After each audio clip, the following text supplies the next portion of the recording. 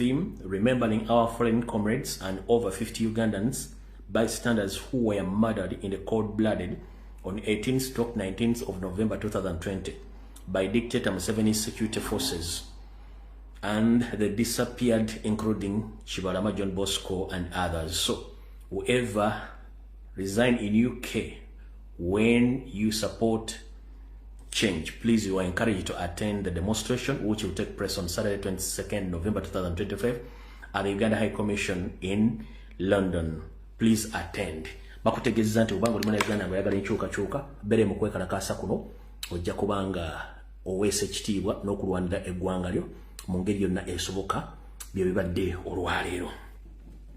Alright, bwe mala akalango kano njala kubaza mu naba comrade abali ku social media abakola omulimu ogw'enjawulo ogw'ettendo akera ku macha n'ateekako data n'akuma video ku macha n'olweggulo akawungezi mutundu aba commenting aba sharing abalwana entalo zaffe gye tutaba eza struggles nawe balimu balire ddala nkidda mu tulina entalo nyingi nnyo ne njagala abalwana entalo za struggle mwenna nga za struggle structure za struggle. I salute you. So era mbaagala nnyo musigale nga mukola ekintu ekyo era nja kubebaza nnyo n'okubakubira salute abali mu struggle abakyakola video za struggle. Bwe mara okubebaza njala kubaza timu ya mawulire etambulira president mwenna mubalimu balidira timu etambulira president ya security n'aba comrade mwenna abakuma president nga mutambulira ko balimu balidira onaku rencha tuzeyo mu mambuka ate tudde mu tekotebuto n'olwensonga eyo mbadde n'okubebaza n'okubagumya nti enywera yerima.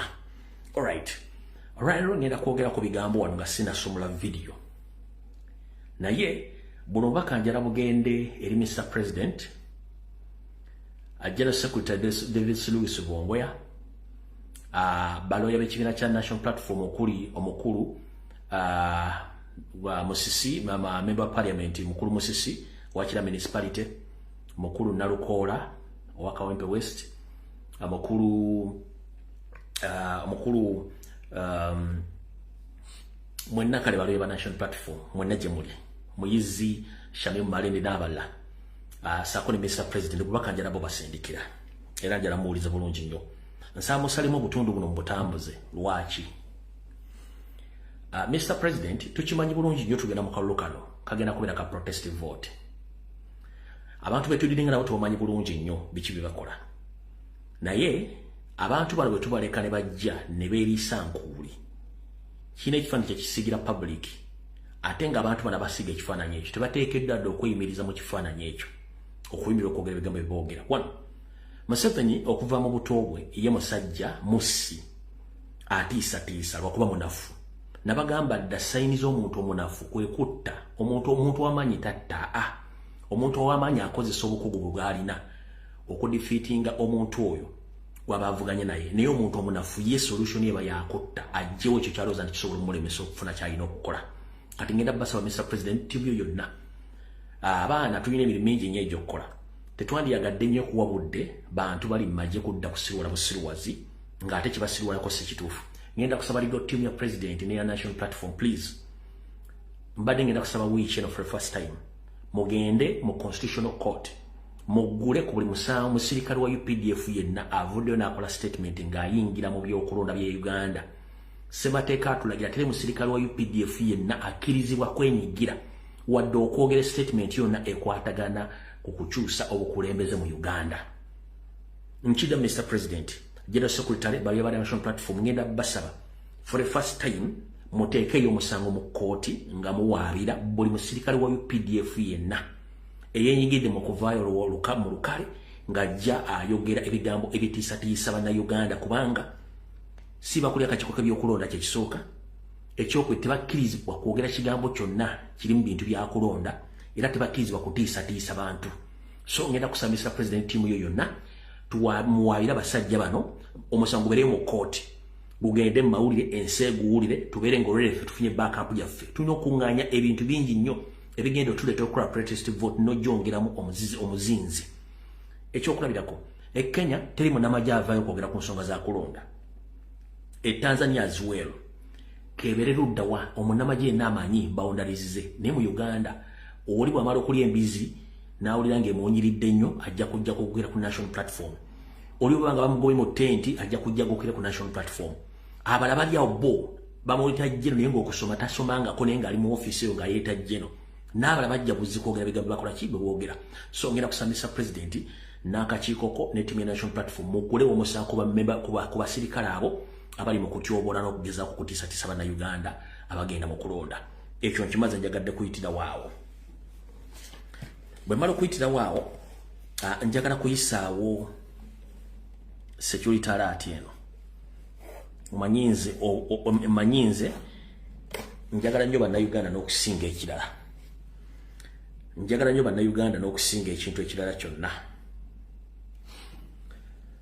mwenna bannayuganda abawangalya mu ggwanga lya Qatar nga wagenda kunoonya ekigula magala eddiba wabula ng'ensi ye kuli ku mutima ng'era mwetabye nnyo mu kuwagira ttiimu y'eggwanga ey'emyaka 17 egya wansi eri mu kusamba akapiira mu ggwanga lya Qatar mwe bali nnyo okuwagira ggwanga lyammwe kibakakatako naye njagala bagamba muwulirize security alert eno weetuuse 1 state ya Nyando Yosoferi yawulidde ennugu era bawulira basitwala okuba nti mu World Cup tewali wadde muntu ayogera ku Nyando Yosoferi wadde okwogera ku NRM mwogera ku Kyagulanyi Bobby na buli kimu kino no kibanyiizizza manyi siriye ku ground kubanga sina busobozi butuukayo ne mmanyi nti either Magogo ng'ayita mu Anita Amongi babataddeko the restriction obutaddamu kuyiba kintu kyonna kikwasaganya ku Bobby ku mupiira ogwo bayinza n'okuba restricting okuddamu okuyingira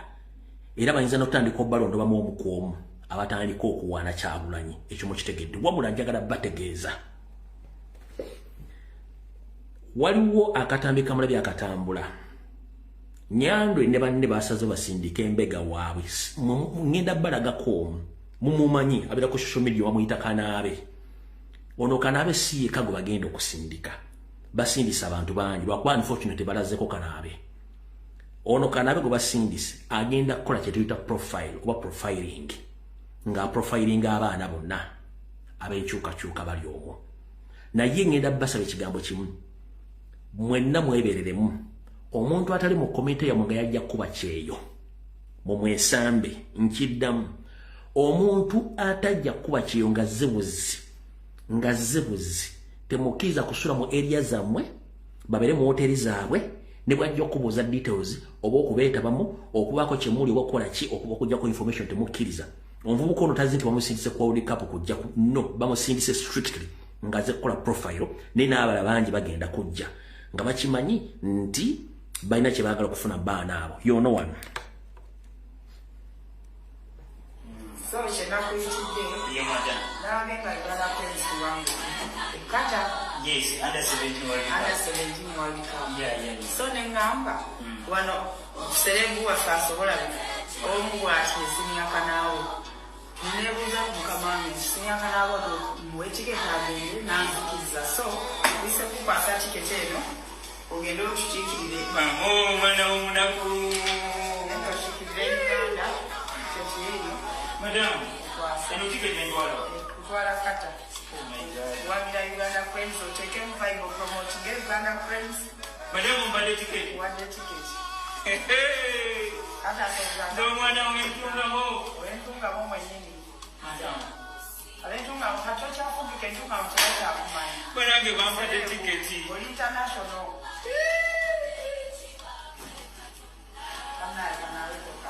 madam oweerereza eggwanga so olina okuteekamu ssente osinga bangi abali abakyogera ku Uganda byokola birabika kivi buli wamu gwesitaawa waffe so ogende okukiikirire tokaaba osobola otuulako okuluka naawe kyozirika tokaaba alright omukyala agambye beebuuzizza ku bakama baabwe ne baga bafuneyo omu bamusindike Qatar zamutegedde ali Qatar yenna mubeera aweya ku kiki bagenda obbasindikira tali omu ono mwalabyeko omu bawerako bazze omuntu atali omuntu atasula mu area zammwe sinkuba kyeyo saani nga yazzebuze please mugenda funa intimidation waize kutabakiza kuddamu kuyimba nyimba ziwana Kyagulanyi nga kirimu Magogo ne banne kubanga mwaswazizza nnyo Museveni mu World Cup nga babuuza ate omusajja gwe bayimba yandiye Kyagulanyi avuganya Museveni y'abantu gwe baagala nti gwe baagala So ekyo mukitegedde bulungi njagadde mbategeeze mubeere nga muli aware ku kintu ekyo. Yesekitala njagala okubaganda banyamwe n'abali kata mwebereremu. Kiri gyoli ogitwala oba ogireka wagikuweredde nenga okusinzira ku bye mbagamba mwebereremu buli omu gyoli webereremu. Awo tuvuddewo. Bwe tumala okuvaawo maze okuba obulango buli omu abutegedde mwagala tutandikirewa. Mwagala tutandikirewa. Alright. Tutandikirewa.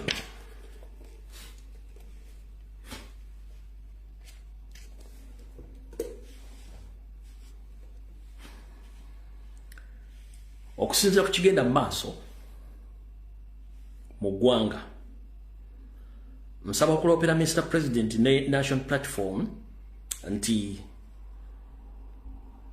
waliwo omwami gwe bayita Brigadier General Asaf Mweteise Nyakikuru. Ono ye second oba ye Deputy Command of Special Forces Command SFC. Omwami ono yafuna order okuva ku mukama we Muhoozi okukola ambushi eyakwata ba comrade baffe bonna. Era yali mu control ey'okkubira abalamuzi ne ba prison warders obutakkiriza wadde omusibire ne yakwatibwa ku ambushi eyo okuteebwa. Leero njagadde mbalaga ekifaananyi kye omwami ono. Era kigambibwa nti bwe mba mulijectinze Muhoozi ng'wabaddewo kuddita yonna omwami ono gwe baagala okufrontinga nti yabajja wabula is more than deadly. Is more than deadly ate is more than dense. Era naye obukubuku ndowooza gye balimu. Kati njala mubalaga ekifaananyi kye mukitegere bulungi nnyo mumutegere bulungi nnyo omwami oyo. Bulijjo mwebuuza ani yali babega okulagira okukwata. Bamuyita Mweteise. The Deputy Commander of Special Forces Unity oba bamuyita Brigadier General Asaf Mweteise Nyakikuru. Ono yali emabega w'okwata n'okutulugunya bannaffe. Yono wano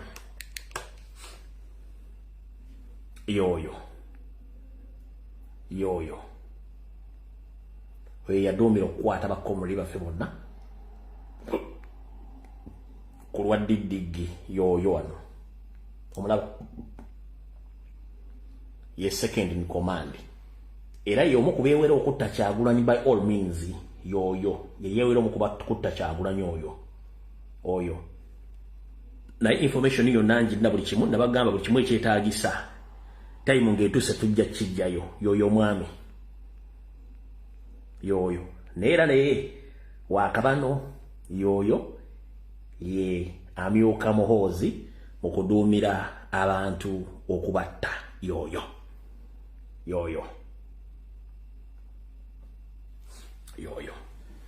Kati mutegedde bulungi nnyo. Bwe tuvaako awo sooke tuddeko wano katono nnyo. Mwenna bannayuganda abali mu kalulu ka 2021 n'okutuuka olwaleero nga bawamba muganda wo mukwano gwo comrade munnaffe taddamu mulaba ngera tajjangako mu kooti yonna okumusomera omusango oba okumuvunaana omusango gwonna.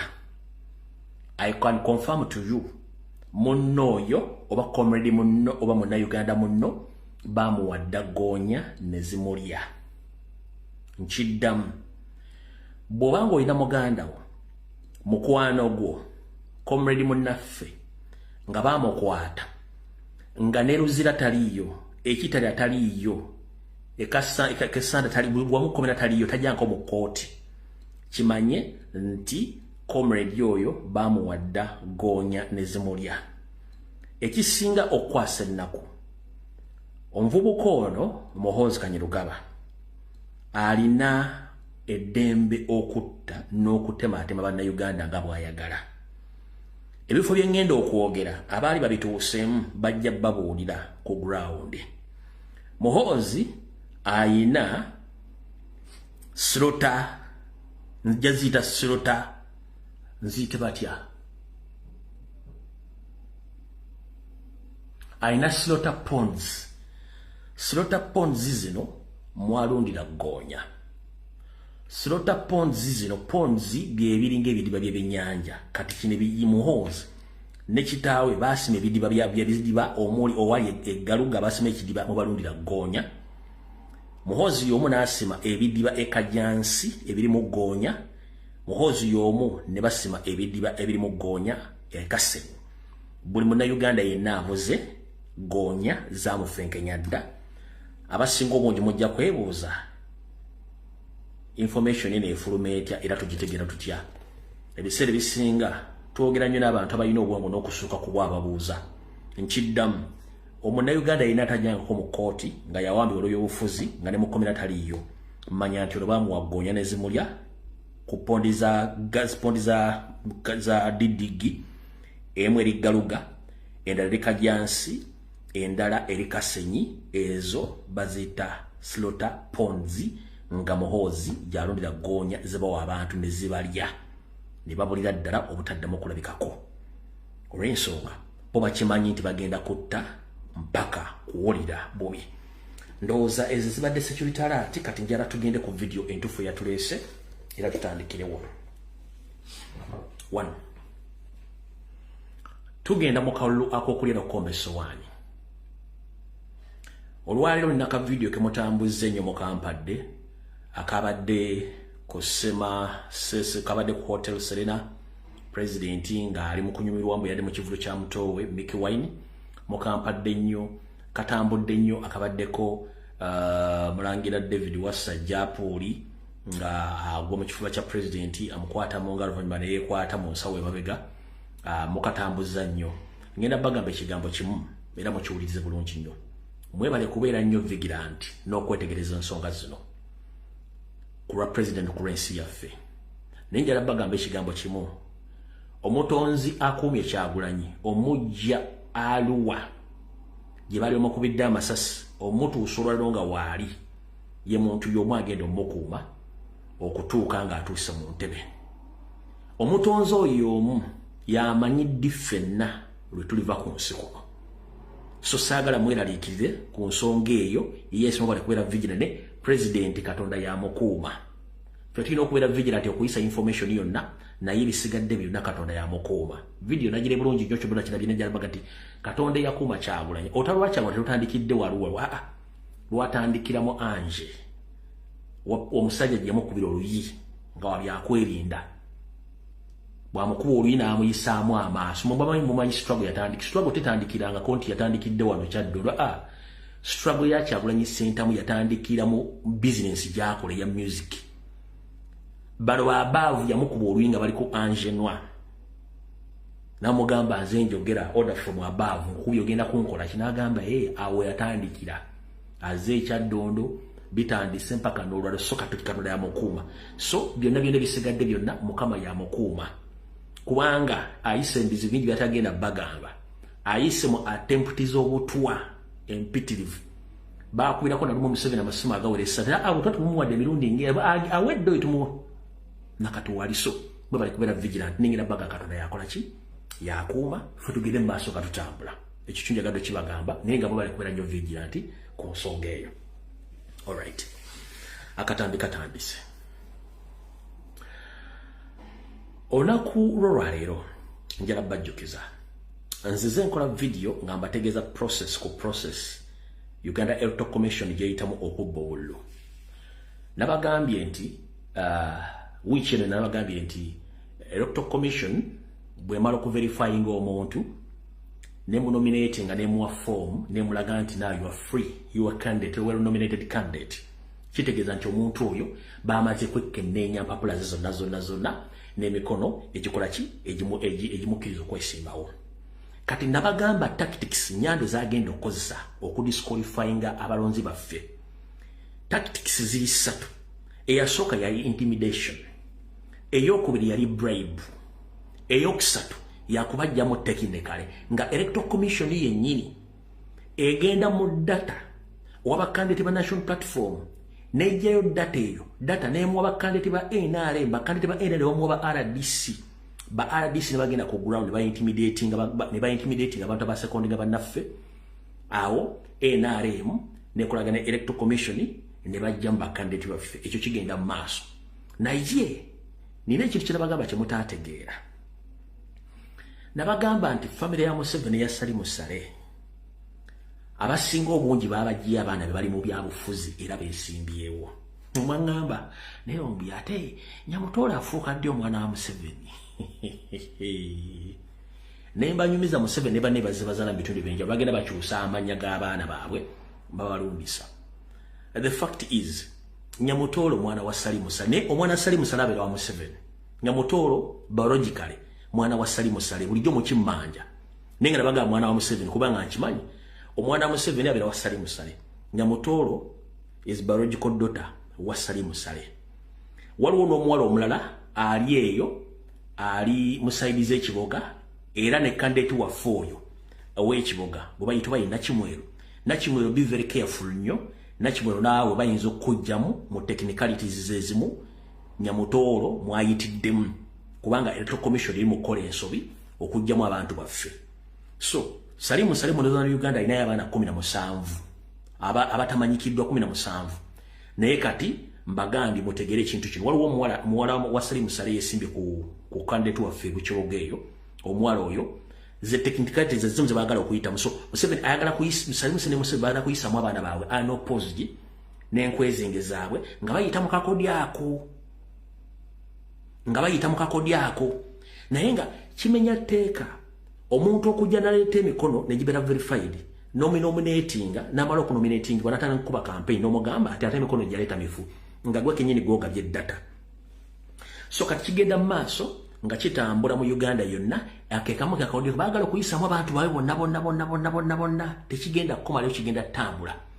Omuntu gwe batasobola ku disqualifyinga kati ye president niye abasigadde bonna akajoole senyu mwakategedde ke baakola naye nga kajoole senyu bajja kwabikula ensonga. The problem ye joole senyu constituency gye yasaba ye constituency gy'abaddemu Katalo commission ye constituency gyateeka yegimanyi technically akajoole senyu kagenda balya constituency joole gye yeesimbamu era gyalimu member parliament era gye yeesimbamu kati electoral commission obanga yawandiisa constituency endala ngeri related ku eyo ezo buzibu joole buzibu electoral commission goza lwaki enkwezenge yaabwe eri owakabano yaze n'ateekayo keesi eyo nga yalaga nti amanyi constituency joole mwali ndala negyesimba mu ndala kubanga bamanyi babasumirako nga bakola mess very technical nga zijjamu abantu baffe za mukitegedde bulungi nnyo mama mukitegedde nkuwa information nenkuwerako obujulizi ne buvaayo n'osirika wa ne musirika nze sina buzibu naye mbategeezezza nti mutegedde nti kati kekolika bagenda okugiramu abantu baffe naye ng'obudde bukyali ffe ekyokola tukimanyi so buli muntu waali yenna mu Uganda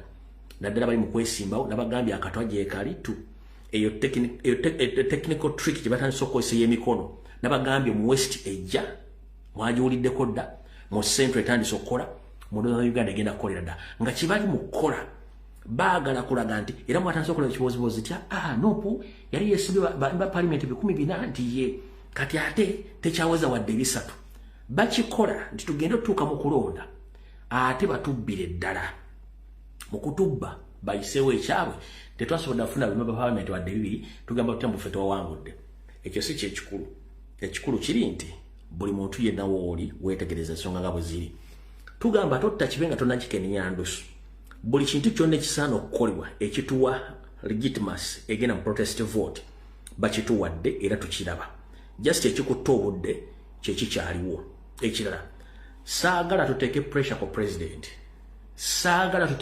ku president lwaki kandi okuvire ku ntono 1 president ayina ebintu bingi nnyo ebyokulowoozaako n'ebyokukola information nyingi nnyo emutuukako ayina ogiconsuminga ayina ogidigestinga ogiyitamu okugiverifyinga emu atunulira ntunuulire lwaki basing on reality. Tosobola kubeera mu nsi ng'ogera tambulira ku museeto wekka. Mubeeramu ebisirikko, mubeeramu ensozi, mubeeramu buli kimu kibeeramu. So kiri gy'oli okufokasinga ku kintu ekikulu. Baganda bange mwenda ffe tuyisa information n'efuluma president n'agiraba. Njala okuga bulijjo si lwaki bagamba tewali video yeebeera ku internet president gy'atalaba. Neberika abantu basatu video agiraba era amanya ani amujjonkera, ani ayogera ki, ani abuzaabuza, ani akola buli kimu akiraba. Wabula njagala weebuze asobodde atya okumanaging okutambula campaign trail nga ne bakomera basinga obungi bali makomera nga akyatambula kyowandi osoose okumanya era n'osooka n'omuwa credit. Kati ngenda baga bakomrade njagala tubeere benkanya tuleke president atambule information mugifulumye abasobola okwenga ku president mugende mu protecting ensonga mukimanyi nti team ekendedde wakyolo bakola ki be bakyanoonya n'ekyo si kyekikulu kyeki omusajja tumuwe time tumuweko space wa breathingira ebintu amanyi bingi wabula enkola gye twagala akoli mutasobola gikola. One, president bw'amanya nti omuntu amuliranye mubi tagenda mugamba direct gundi bangambye oli mubi. President bw'amanya nti ono MP mubi tajja kujja direct amugamba gundi oli mubi. Alina enkola gy'akolamu kubanga nabagamba ekintu kibasomeseza kimu nti president alina system yekka goyinza okulooza nti omukozesa naye nga in the reality yakukozesa. Goyinza okulooza nti okozesa kyagula naye in the reality nga yakukozesa. Kitegeeza nti goyinza okulooza nti omukozesa oba omubega naye nga ate kennyini yakubega ate n'omuyambako n'okutambuza system ye indirect nga tokimanyi oba singa obungi temukimanyi. Nkiddamu president alina ebintu bingi nnyo emigugu egisinga obungi tugimutukuleko tugikole. Nenjala bategeeza buli muntu amuliko yenna nga mukyamu president amumanyi from A up to Z. Wabula mu system ye nkozesa nkukozese emukoleddera ekyamukolera.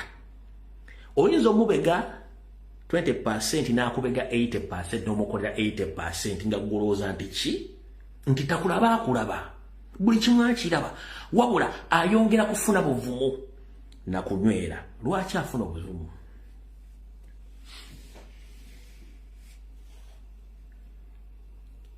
Olaba gwe bakolera ka video kamu n'opaapaala naye omusajja emyaka 6 bamukolera video ya propaganda ya blackmail eya malisi ya buli kimu n'asigalawo ng'atunudde nga waali tanyega alinze bulinzi lunaku olwo amwogeddeko ekizibu kimutuukako. Kati gwe bakolera video TV radio ba YouTube ba presenter amawulire buli omu n'amwogerako n'atamanyi n'amwogerako n'asirika nadda ne mu kibiina kyennyini ng'amanyi nti gundi omukyamu n'asirika n'alaba n'asigala ng'agenda mu maaso. Kitegeeza nti ayina capacity ne capability emanyi abantu batambula nabo. Singa yafa dda singa baamutta dda mulina musabira na kumwongerako security eyammwe ng'abantu so buli kimu akimanyi era akitegeera. Tumuwemu space a breathing ekyo kimaliriza. Bwe mala kimaliriza kiri ekyokubajjamu technically na kibasomesera mu kimanyi bulungi nnyo. Kati katudde ku kino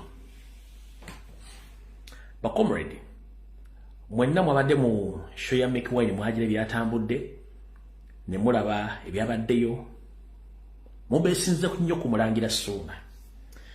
Bannaye kamba ogembe ekimu kigambo kimu njala tukiige ffenna olwaliro luno njala tukiige.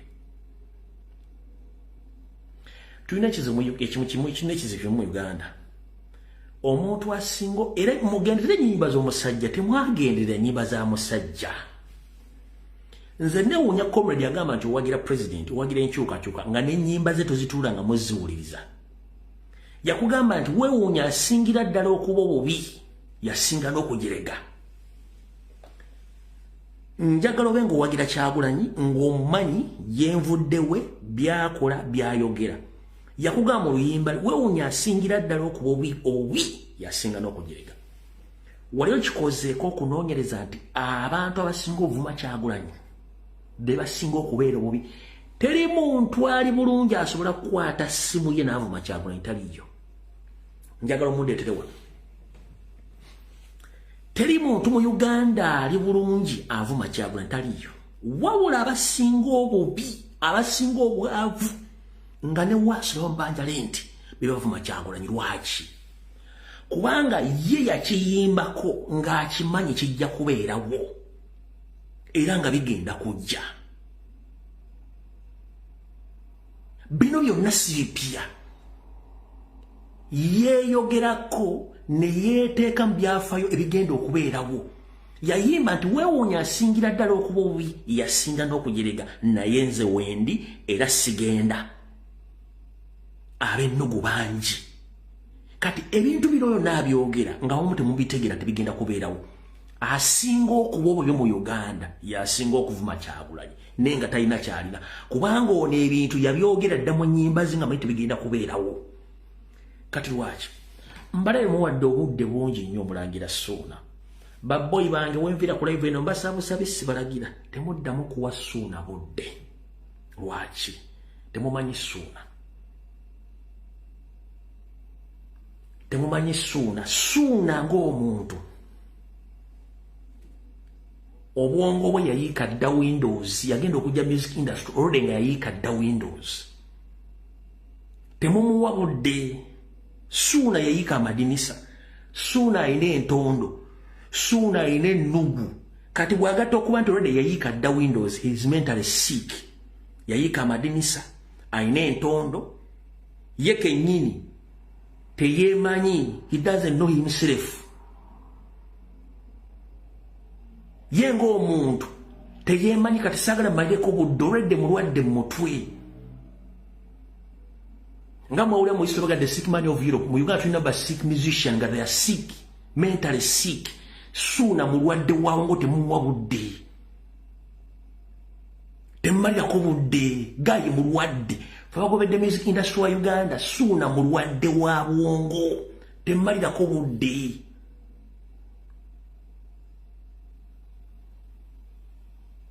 temuwa budde kyembagambye muleke n'ekirala nga nvudde ku oyo njala baga ekigambo kimu buli muntu yenna njagala otegeere nti buli ajjonkera president amumanyi era amutegeera buli ajjonkera president amulaba era amutegeera naye talina budde bwabwe abaleka ffe tubasomesa nze mbadde nga mbasomesa ekigambo kye bayita ignore and delete esisitimu yange mzee wange yaginsomesa yaŋŋamba ojja tuuka time nga weetaaga okukozesa sisitimu eyo bayita ignore and delete era ngikozesa gwe n'oba comrade wange tubali tuli mu struggle n'onkolera ka video ngoza sijja kukalaba mba nkalaba n'enkawuliriza bulungi nnyo kyenkola I ignore you and delete you forever kane system ya president bwati bwagikola akula byonna video zimwogera kaziraba n'atagawo n'ayogera yani nti no problem ng'akoleka so nange system gyenkola ignore and n'oba comrade wange tuba tumaze ebbanga ddene nnyo n'onkolako ataaka nga mbadde sikwogerangako sikulumba I just ignore and delete lwaki kubanga singa naconcentratinga ku gwe ngenda kuluzinga focus ku byenjogera kati goba ofuuse non-living thing oba ofuuse ekintu ekitaliiwo kati saagala kuteeka budde ku kintu kitaliiwo era I ignore you and delete you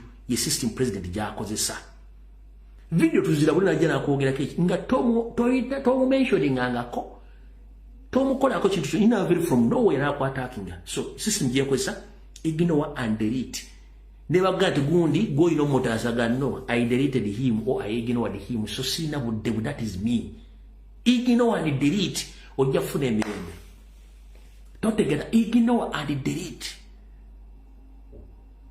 eyo system ekoledde abantu mu nsi yonna totawana na muntu ignore and delete njera kuwako ekyokulabirako muyinza ogamba byogerano bwe bankwata ne bansiba abantu bangi abayita bakomredi banzijonkera nga ndi mukomera bwe nakomona bagamba ki nabaganze sina na buzibu na muntu yonna bonna mbasonyiye but I ignored all of them and I deleted them completely nembaleka system ignore and delete ojja kufuna emirembe tolwana na bantu goli kitwale nti tomwogeddeko akwogeddeko ignore him delete him or her please continue kubanga bonosigala ngo focus nze ku non-living thing kitegezo ojja kufuna obuzika president system gyakozesa kati abantu bangi president abalaba ne boogera bitakwataga n'abaleka yensonga lwaki yasobodde okutambula okutuukaawo kuba maife tujja bakwasaganya naffe tujja tuuka ekiseera nga tulina budde bukwasaganya bantu ng'abo kubanga ekiba kikozesa mu system tuddire waaki bw'oba otambula ku makya wogera mu kkubo n'osanga embwa ne zikuboggolera eyi nga bw'otakuba muri vansi zigenda kukulemesa okutambula oba okwata amayinja otandika ozikuba ng'ate olina by'ogendako budde bugenda kukuleka ky'oba olina okukola kufokasira kutambulako nebwa zigenda n'omuntu gwe tuboggolera nga tatunyiga tatukubye mayinja takoze eki zijja kuvaako ekyo nawe mukimanyi it's life example nti buli atambula embwa bwe zikulekana toyimirira genda maaso ng'okola ebyo esystem ya president gy'akozesa mukitegedde bulungi nnyo namwe mugikolere ddala olw'ensonga ye alina obudde butono nnyo bugenda okuddamu abo ignore and delete please tolekana bantu tolekana bantu awo tuvuddewo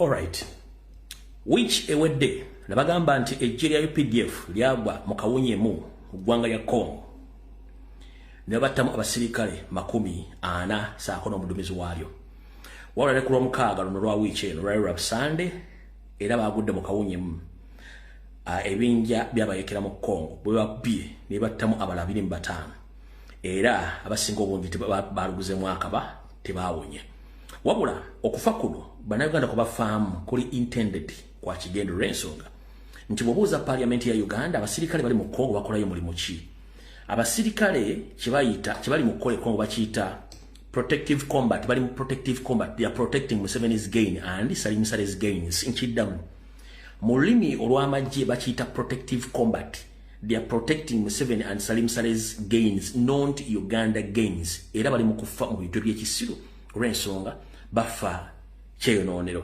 nkiddamu kugamba basse bayitirivu nnyo ebifaananyi sisobola bissa ku mutimbagano guno olw'ensonga bikyafu nnyo wabula ngenda balagako ekiri uniform ekiri jeno kyengenda obbalagako ekyo ekiri jeno kankizuminge mbwe nti ekyo ekiri jeno baafudde bubi nnyo ekyo ekiri jeno baafiiridde kati bwe kibanga kyekiri jeno njala sooka bawaayo akatambikano mu kawulire bulungi nnyo to confirm information then tugenda ku video endala ku information yangu tuko Mungu kama pantaka wewe kukufa kama siku yako bado hapa na kufa sisi tuko mmepona lakini wengine Mungu amebeba na mkubwa ya kwetu sio mekufa Gilgori mekufa Mfando Koti sijaona sisi bado jua sema Mfando Koti iko sija amekufa siji bado Lukupita amekufa Ukori amekufa Lada Laskoporo sije amekufa watu mingi lakini wengine wakina Kenge ndani la Konya amepata masara la Konyero amekufa alafu nani huyo amepata masara amejiko hapa Mancholi message sifaa kwa simu ile yangu imebaki mabona simu tena kwa jali ya kwako hiyo ameitoni anapata madhara kwa mkono alafu ingine products ingine kwa mwingine kwa mguu ingine kwa matako huko fire ndugu yangu alikuwa fire sio fire sisi tulikuwa tumeingia kwa ambush ya watu tuliona defense ndio watu natambua sisi tangu ndituko kufanya nini kwenda kufuata hawa sisi tulilala alikuwa sio mbali sana na sehemu hawa alikuwa amelala hawa kaweka defense yao huko sasa naweka defense na wanesa na Tunubaru anti-defense ndio ile. So kumbe wengine anakaa katikati hapo kama anapiga diss tu, lakini wengine wamefanya error tangu tukaingia mara moja kujenga. Alikuwa anaangalia namna sisi tulikuwa najenga silaha kubwa hizi, hata kwanza kupiga wala menyamaza mara moja, akaanza kupiga. Sasa hapo hakuna namna sisi na flag, hakuna namna sisi nafanya nini, kila kitu yote wanasikia. Sasa natoka pale mbele, natoka pembeni, mko katikati. So akasindikana. Sasa hapo mwenye alifaulu kukimbia ndio mwenye wako sahihi. Tuko na fanda nani peke yake, fanda kwera captain na gaba yutuko, lakini wengine yote na silaha kubwa, yote silaha kubwa yote 12 60 82 ameenda, lakini ndege alikuja kapiga, lakini bado chaji. Sisi tuko hapa kwa nani, tulitembea distance mrefu ndugu yangu, kama 30 kilometers kufika Maiba Barakis. Hata watu wako mgonja sahi, tuko kusubiri sijui tutafanya namna gani. Ndio hiyo sawa. Kati nabeko bakomuli banayogenda batandise okuzuuka okusoma 50 years master plan, buli kimu kitegedde kati. Bino bintu nabikoladde emyaka mitirivu. Kati wiiki ewedde nawa information yali ku by'okulwanyisa teeka mulabi yasindikira Museveni n'ebyali mu ndagaano eyo. Kati ngenda bazanyira ka video kano akaddakiika 6. Njagala mu paying attention to details, nkuwa information n'enkuleeterako n'obujulizi. Nabagamba ekintu kino nti bayindiginansa bali mu UPDF basaba bakendeeza on daily basis. Somalia, Sudani, Congo, kati babatutte, Russia, bali mu kubakuba bafa. Njagala penge attention to details ka video kengenda okuzanya ka international media. Kyenjagala owuliremu kintu kimu nga batadde map nti ne Uganda yasindika y'abasirikale. Lweke tugende ku video ey'okubiri.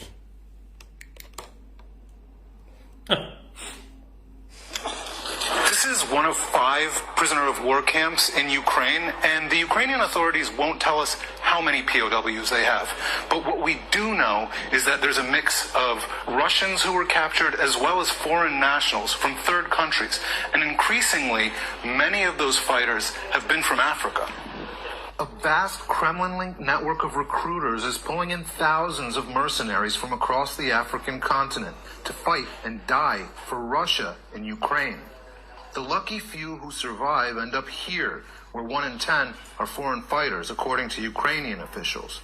But the ramifications of what's happening go far beyond this European theater of war. The African recruits and other internationals are helping Russia increase its battlefield numbers. But that's not just a problem for Ukraine. They're leaving their homelands in such high numbers, particularly in some countries in Africa, that it's becoming a security issue there. Cameroon. So many troops from Cameroon have joined up that the Cameroonian Defense Ministry ordered its officers to, quote, immediately take appropriate measures against desertion. All men in uniform are now banned from traveling abroad without special permission, according to this March document, which was provided to NewsHour by Atlantic Council fellow Ali Ibrahimi. The Cameroonian government are feeling vulnerable. They're fighting on 4 fronts at least. Pirates on the coast, Central African rebels in the east, English-speaking separatists in the south, ISIS and Boko Haram that are on the march in the north of the country. They can't afford to be losing any soldiers, let alone their most skilled soldiers, let alone their special forces, who we know are going to Ukraine, they're fighting in Ukraine, and they're dying in Ukraine. Non, ça va. Je suis du Cameroun. Je suis venu ici en Russie.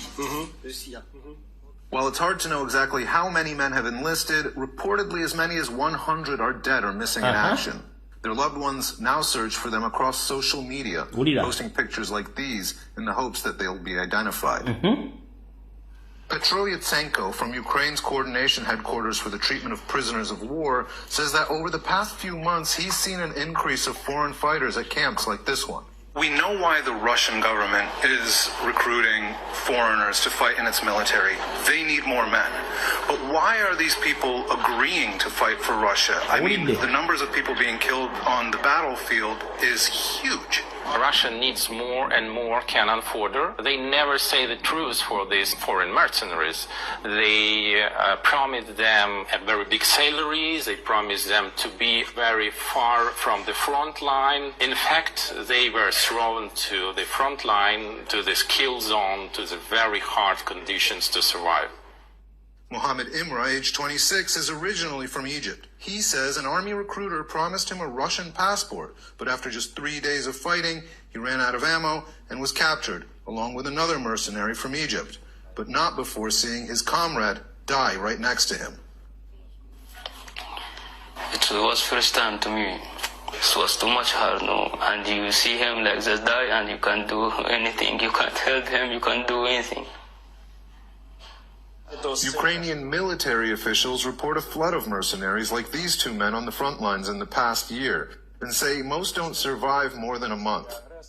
Recruited from countries such as Uganda, Kenya, Togo, and South Africa, over 1,400 citizens of 36 African states njagala owulirize Uganda weeri kyenjagala omanye kyokka kyekikulu kya byonna njagala fokasinga Uganda weeri mercenaries like these two men on the front lines in the past year and say most don't survive more than a month. Recruited from countries such as Uganda, Kenya, Togo, and South Africa, over 1,400 citizens of 36 African states are currently fighting for Russia, according to you. Njagala nkuwa information ng'oyo tagenda kugamba nti gundi yatulimbye talina evidence mugiwulidde. Ekisinga okunnuma batwalayo banda bannakabala bannayuganda tekuli mugamba n'ogwo tekuliko munyarwanda wa kabano ka gurupu ya Museveni. Lwaki nabagambye bali mukendeeza abaana baffe bonna mu regular UPDF nga bayingizaamu abanyarwanda abakabano ka Museveni abava eri gye bakubira president embooko bwe bali mu magye bonna kati. Era njala kugamba bwe tunatuukira mu mwezi ogw'omukaaga next year regular UPDF ejja kubanga already 70% is taken over by the Rwandese. Nchiddamu, it is on record. Buuza bamukwana bali mu UPDF. Tugenda otuuka mu gw'omukaaga next year regular UPDF yonna ejja kuba emaamiddwa 70% abanyarwanda ba Museveni be yaleeta mu Uganda. That is their plan. Abana baffe bafiire South Sudan. Abana baffe bafiire Somalia. Abana baffe bafiire Central African Republic. Abana baffe bafiire Congo. Eneo kawichi twakafiira abana bawere 10 Congo bwadde evidence n'eddoboozi muli wulidde. Nenga baabwe tebavaawo. Yensonga lwaki baga they are keeping their gains. Ne tubaga ekintu kino abantu amwe mulowooza bati bitwogera tuli mu kusaaga busaazi. This is real information. Jemutagenda sako TV ya Uganda jemutagenda sanga wantu wonna nga bakozese fujjo okutulimbula banna Uganda abali mu forces. Ekyo mukitegedde. Ekyo sikiddamu.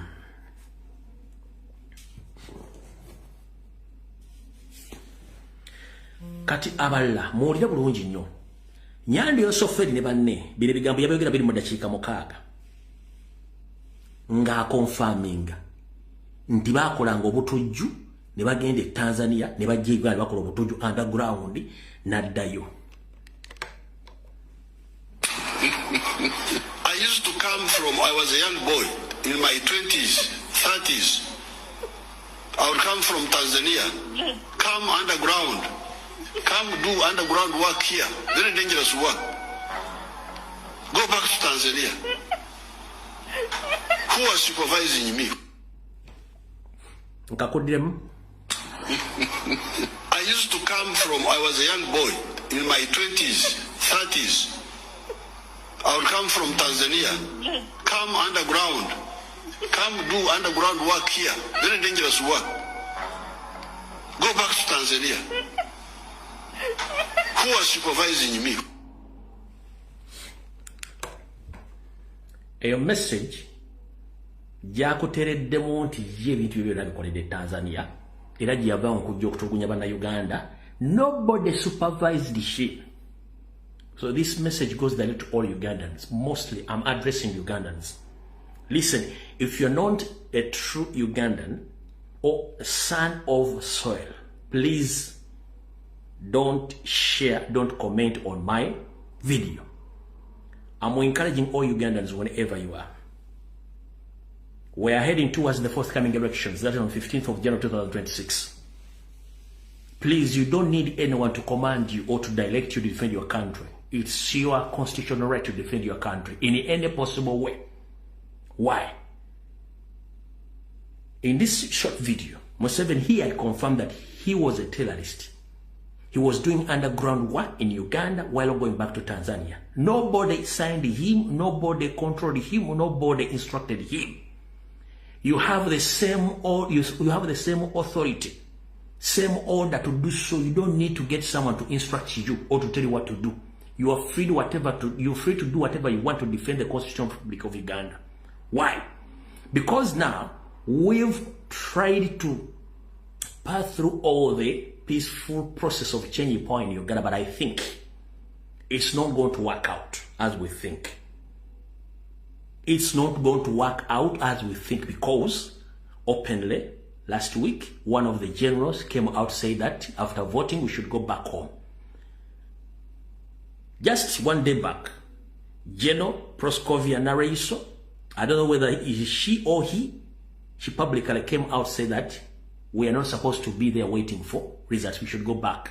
So, constitutionally, UPDF have overthrown the Constitution of the Republic of Uganda. So you have all the right to do whatever you think is right to defend that country. Nchidda mbuterevu. Chali wange tolinda muntu yenna kulagira ku defending agwanga lyo mungeri yonna esoboka. Constitution ya Uganda ekugapa belongs to people.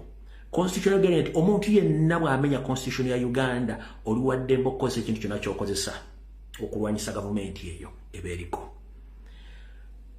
Omunamaji yavuddeyo okwogera nti tudde waka ne Nareiso bamenye Constitution yayo kitegeeza tetulina Constitution. Lwaki tetulina Constitution? Proskovia Nareiso obudingidde obubiri akalya gonja n'akalya kasooli publicly twakugamba weesonyiwa ensonga zino. Recently Museveni yakugoba n'akuggyako n'abasirikale kati baakusindiriza ojja otiriika amabere ku TV ku radio yokuyugira ngaani. Constitutionally, posite wasoma. Obudde wamala kugaba kyajjula ina, but unfortunately. Ojo na yamba bero gatirika dinga atoina bubiri. Era njala kubuuza kitundu kye kyadde kikurepresent nzo kwogera. Kitundu kya musajja, kitundu kya mukazi kyadde kikurepresent nzo kwogera ensonga ezo. Anyways, kyonna ekyakudinye ku mutuba kya musajja kyagambye oba kya mukazi. Kanku addressing. Tolina mu ssemateeka wa Uganda bwego omusirikale wa UPDF kwogera ku nsonga za byakulonda. Tolina buyinza. Kitegeeza already constitution mwaji overthrowings. Teriwo. We are under mukidambulo ginyo. Constitution mwaji overthrowings. We are under martial law. Whereby that UPDF has taken over the power from people. Let me ask one question. Wagambye nti even if we go to vote, nothing will change via that box. Wagambye ne tunagenda okulonda ebiva mu box biteekako mukulembeze njira kubuuza nyabo biche biteekako mukulembeze. Lwaki muteekawo okulonda nga mumanyi nti box tesobola kukyusa bukulembeze? Nkubuuza gwe mu mutwego enviri enveze kutuulye ziringanga oluyange lw'akasolo bulunga lw'ekikajjo oluyange lw'ekikajjo. Omanye ekikajjo bwe kikula ennyo ne kimulisa ne kireeta oluyange waggulu kibeeramu luki? Ekikajjo bwe kikula ne kikula nnyo nga tebakitemye bwe kireeta oluyange mu bbanga olweru kiba kirimu omuwulenge ekikajjo kiba kyawowa nga kirimu omuwulenge wakati kati totulowooza santi gwe okufuna envi olimu omuwulenge wakati mbwongo totegeera nti constitution ekuga tolina lukusa kwogera ku bivudde mu kulonda kati okulonda muteekawo kwaki ng'ebivudde mu kalulu temugenda bikkiriza nkubuuza ne Loiso oyogerera mu tteeka ki watugereze ssebo nti tewali mmere tewali wagenda kusala byayi njaddi bwe twali tugenza mu kulonda nga papa CF yagenda kusala byayi wera tugante mateeka agafuga ebyokulonda mulimu okusala ebyayi nti ojja omaze okusala ebyayi oba omaze okulya emmere njala sooka kubo bwe mwagenda mu nsiko mwali musalawo ebyayi bwe wagenda mu nsiko wali osalawo ebyayi mwalinayo nga bateddewo nti wano mugenda okusala byonna mugenda okuliira emmere please mulekera okumanyira abantu okitegeera gw'otudde olinga entuumu ya kasasiro otudde mu studio otoyika amabeere ojja otuleekanja ate njala sooka kumanya kitundu ky'ekituufu kyali kyogera ekyakalya enkoko oba ekyakalya gonja kubanga olimu akasajja n'akakazi kati akadde kwogera naffe essaawa eyo kuba bwobanga ogati olijje nno nga tomanyise mateeka wejjeno bukuyamba ki one ndowooza janzi teribuuka na nzige mugezezzaako nnyo okutiisa bannayuganda naye muganda wange Nareiso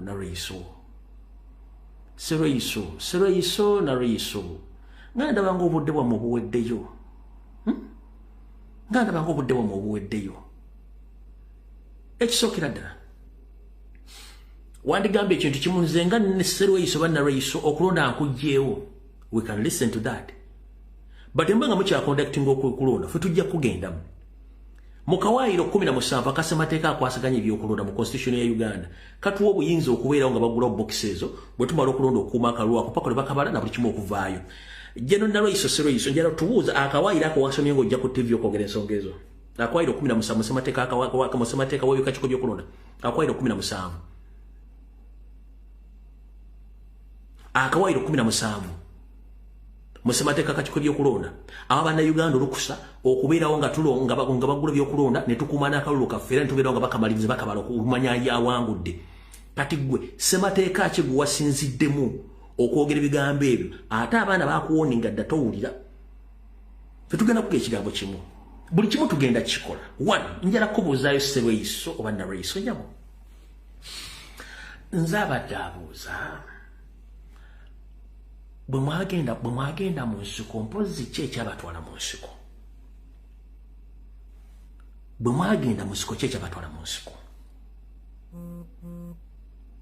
kanzijukize abantu mu Uganda mwakabeeramu okulonda oku kwa 1980 bwe babbira Dr. Paul Kawanga Ssemwogerere Museveni yakwata oba kyabiri oba kyasatu bamukuba nga lunaavaako enviiri n'agenda mu protest vote yakwata mmundu ngaga nti akaluba akabbye kati munnange ekyabatwala mu nsiko n'obuwangwa bwonna obuli eruweero Gomba Mpigi Masaka Mityana Mubende Luweero Nakaseke wa yonna mu Luweero Triangle obuwangwa obwo bwagwawo lwakubba kalulu ate obuwangwa obwo era mmwe mwabusalaasala ne mubutta wa electoral frauds kati nnyabo oyagala tugamba nti gwe tugamba tuddeeka nga weerabidde ekyabatwala mu nsiko kwali kubba kalulu fe otuyise basiru nnyo Nareiso njagala weewummuzeeko kubanga you are two in one, you have two animals. So I don't know yesterday when you are addressing the public, which side of the animal were you using? The man's animal or the lady's animal, which was addressing the public in the first place? Kubanga toteekeddwa kwogera. Nkubuuza ekigambo kimu bwe mwali mugenda mu nsiko gwe ne mukamawo Nnyando Esofeeri mwasinzira ku ki? Kwali kubba kalulu. Kati essaawa zino gwe kennyini ovaayo ogoba ntu kalulu gwe ngaani? Nareiso gundi weetereze kubanga ne mu makago ina makaga gali mu safe house wattanga abaana b'enkyuka kyuka mu kalwa kawedde ngo bateeka mu septic tank abadde bangobera mujjukira obujulizo omwana yaje naboleeta wano mu ddoboozi nga si lyange Seroyiso makaga agamo imanya ina makamanji nga yagafula tocha chamber ngatiramu abaana bateeka mu septic tank oyo Seroyiso so simanyi wa addressing Seroyiso oba Nareyiso so ojja kujja otunyonyero bana oba Seroyiso yabadde ayogera at that time oba Nareyiso kubanga we need to get clarified or clarification about at that time who was addressing the nation Seroyiso oba Nareyiso yabadde ayogera ku bo bombi kwe twagala okumanya ne twagala kutegeeza ekigambo kimu tugenda mu kalulu oba mwagala oba temwagala byonna binaavaamu mujja tubendegera mujja tubendegera kati Seroyiso please umuze ntwingiriyo wansi ffe mutuleke tukole bye twagala Article 17 kachiko 17 kwataganya kachiko byekulole kuganda mu Uganda wadembo okubeerawo ku polling station walondedde n'abeera okuuma akaluke mpaka lukanabala era n'abeera ng'omujulizi nga bagabadde form ani awagudde ku polling station katubye toyina buyinza buvaayo kujja ng'otirika amabeere ng'otunyonyola busime UPDF is taking over toyina buyinza gajja gamba ate mwali njala abaana ba leero katulwane okukuza Buganda nga tujjukira nnyo bajjajjaffe abaatusooka muddawo ne mutandika okwogera twalwana abaana baagala ku experience nga kuluta kubanga omanyi bonyumya nnyo emboozi abaana abato babaagala nnyo okumanya emboozi eyo yali yaddala basi yaddala kati munyumiza nnyo olutalo ne mulowooza nti bemunyumiza olutalo tebaagala ku experience nga ku lutalo kati kankubulira Seroyiso abaana baagala ku experience nga ku lutalo bamanye bano boogera byali biki ate jjukira mu mwagenda muri 27 kati tuli miliyoni 49 fena tulredde okuwulira ku lutalo kye bayita olutalo ate nga tulwagala ate fo olutalo lwaffe lugenda kubeera lwa ku street sigenda mu kwensi ku mwazisa olwaffe lwa street tumanyi wawe tugenda baani be tunoonya era tubaagazaaki okitegera tumanyi wawe twagala tumanyi we tugenda era tumanyi tubaagazaaki tukimanyi bulungi nnyo ffe tetugendagenda mu sikeri gye mwagenda olutalo lwaffe lugenda kubeera lwa ku street lugenda kubeera lwa street kubanga kwe twagala we tulaga tumanyiwo be twagala tubamanyi ne tukimanyi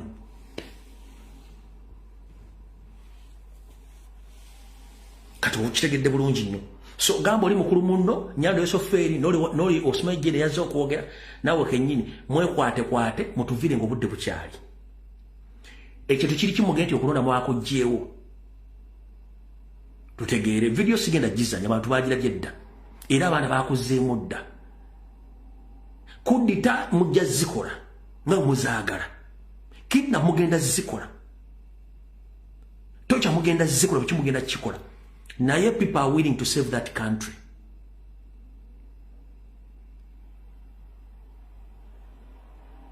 abaana baagala ku experience nga ku lutalo boy wange abaana mundu baazirayo muzikwata bwe zifaanagana bamanyi ne kasepiki bamanyi SMG bamanyi Alexander Kalishkonovu bamanyi simayani bino simayi bazitani SMG basimayi zino profera simayi koze bitya bino bamanyi bulungi bagala bi experience kati mugende empola nga mwogera ebintu byammwe ebyo mwogera ebyekisiru bajja bitegeerako bulungi nnyo era bajja bimanya ate muli batono nnyo njala kubuulira ati naazi ne wagonda ate nanyanyuka Seroyiso naazi ne wagonda ate nanyanyuka lwaki anyuka kubanga tewali kintu kyalubeerera nembulamu kadda bwe yatuutuka ekisana baga nti munnange ku maka ogenda n'abasigadde badde kati teri gavumenti egenda kubeera ku lubeerera wabula evuddeko etya mpulira bulungi buli kintu kibirako entandikwa n'enkomerero gavumenti ya Nyandwe eri ku nkomerero wabula evuddeko etya baani abagijjeeko baani abagikomekkerezaamu bakomekkeredde batya era bamalidde luddawa byebuuzo ebisinga okubeeraawo buli kintu kibeerako entandikwa n'enkomerero olaba n'abeera mukakyagira amala era n'amaliriza kati gwe Seroyiso ne Nareyiso mugenda kubeerawo mpaka n'alima awagonda ate nananyuka wabula twagala kuba kiggwa kitya era kikomekkereza kitya era abalibwa kigenda kikomekkereramu batya okitegeera n'abanyumya akakyagira bamala ne banyuka n'agamba owaayi kanve mukakyagira nkola ebira kati gwe Serweyiso agamba mugenda kufuga ali mpaka emyaka gyonna ne film bagizanya bagiwandika netuka ku mubaga nti ewedde kati mukulu mujja tubuulira kubanga tukimanyi abantu baagala kukola ki baagala kukola ki kwenunula mu ngeri yonna esoboka kati gwe Serweyiso ne Nalweyiso mazo badress nga sibadda mu video sigenda gizanya sigenda gizanya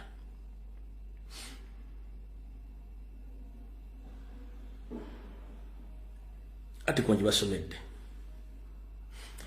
kuno okutulugunya banna Uganda kati kambawe byabadde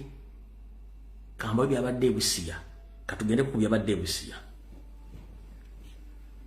katusoka tugendeko Busia mu bya bulungi nnyo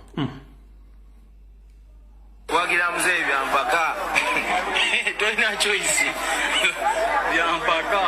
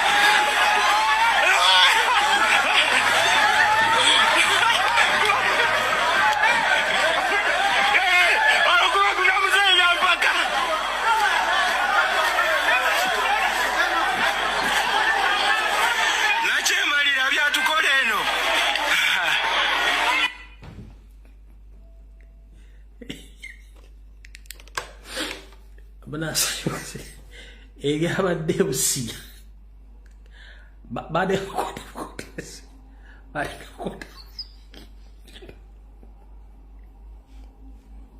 Busia abantu bale pokwatanga nsenene kifuba ale badde banyuka bebatisa nga bagenda bayeba Kyagulanyi ulira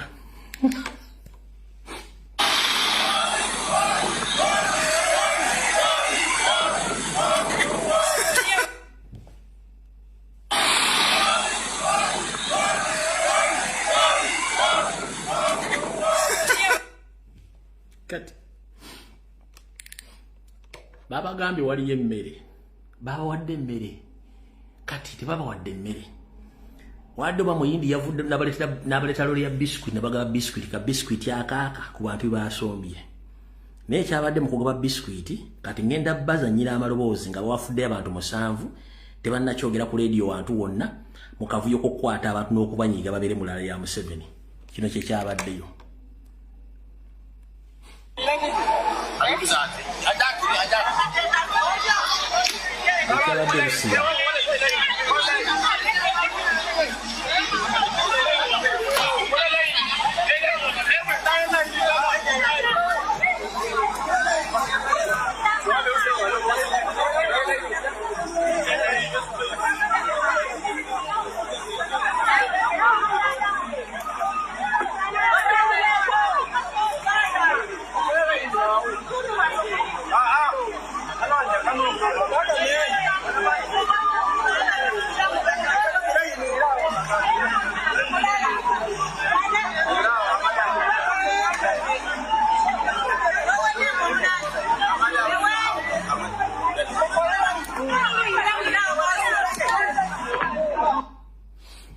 Nesende zifumba pirawo zaweddewo kati mukavungana mukwata abantu bateekeri bino si byange ulira bulungi nnyo kubafudde waliwo n'omukazi gwe baatisira ne batwala mu bimotoka nga alina olubuto azaalidde wennyini yawe omwana n'afa n'omukazi n'afa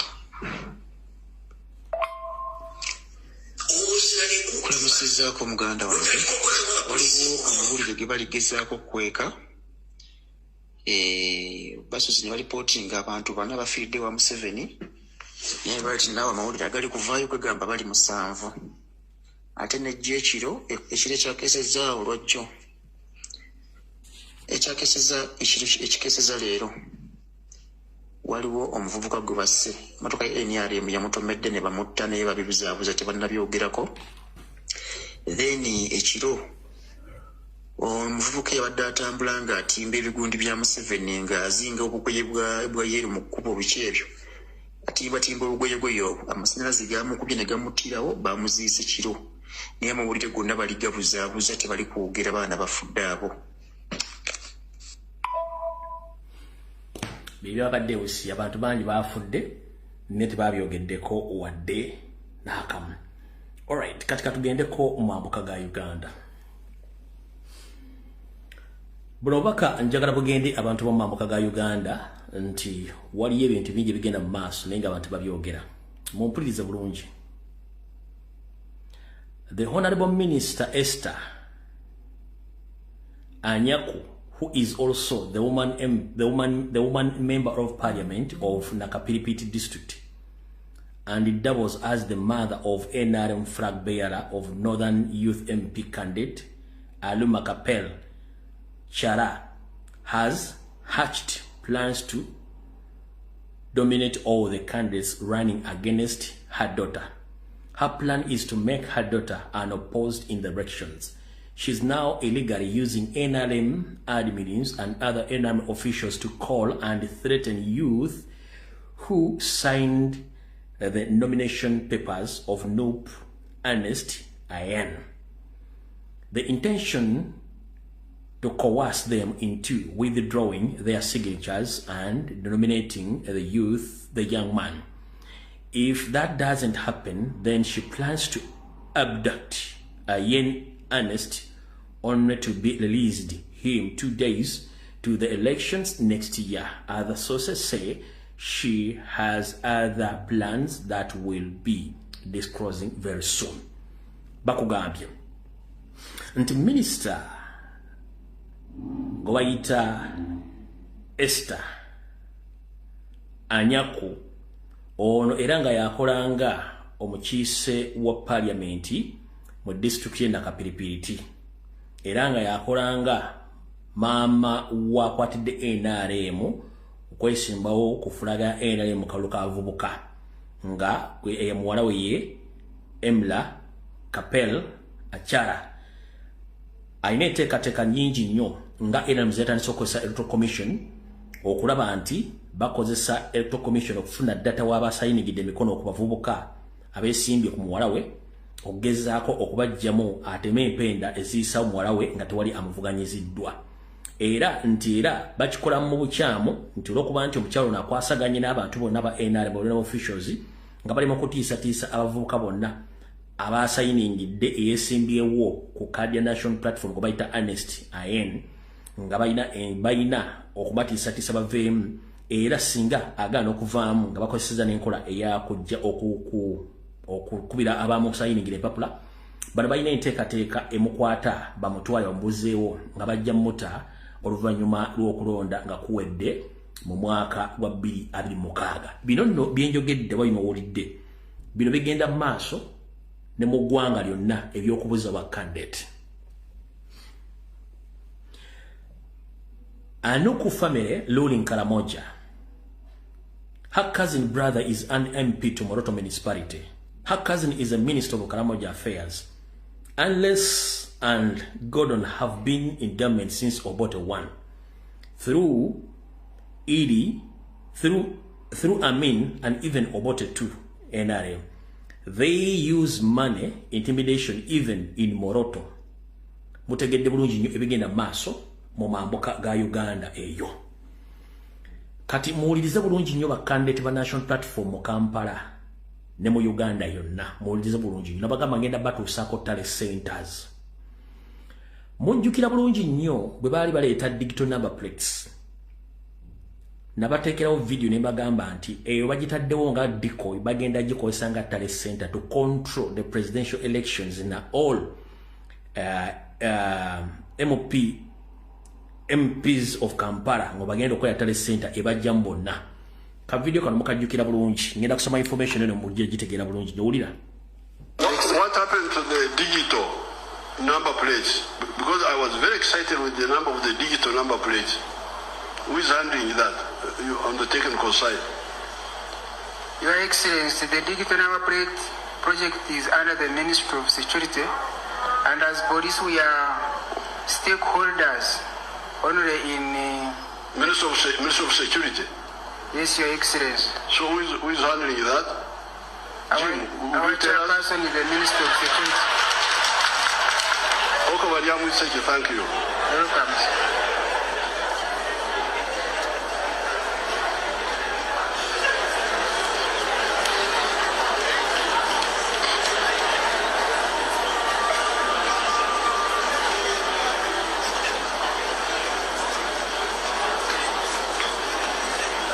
Your Excellency, it is true that my ministry and the Ministry of Works are spearheading this project, but we are working with all other agencies, including police. All right, akawanvu nnyo.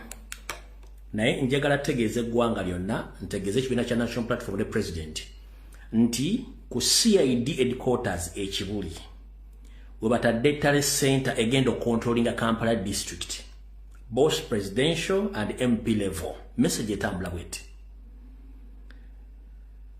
The first family, led by Nyando Yosoferiti Bahabulwa Museveni, with the master planner Salimu Sare, with their younger drunkard children over Chaudi Muhoozi Kainerugaba, they have initiated and officially launched the talent center, which is going to be used in Kampala to rig elections in favor of Museveni and all NRM candidates in Kampala, mostly the MPs.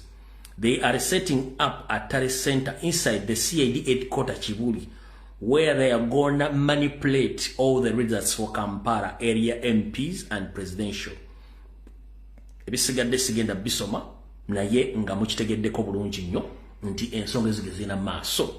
I'm here to inform the international community that Museveni had already set some talent centers in Kampala, but mostly for rigging the forthcoming elections, whereby now he's working in hand with Electoral Commission, second is working in hand with police, SFC, and other security agencies, including the UPDF, whereby that you've witnessed or you have the full evidence that some top UPDF officers publicly they have come out to intimidate voters that they shouldn't wait for the results after voting, they should go back home. But that one breaks the law, and it's unconstitutional any serving UPDF officers to come publicly to talk about the elections.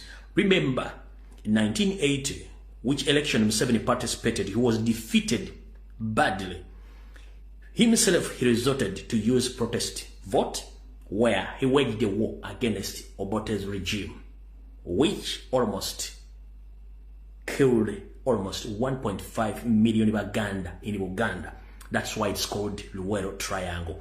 So I'm here to inform the international community, more especially the colonial master of Uganda, that is the government of UK.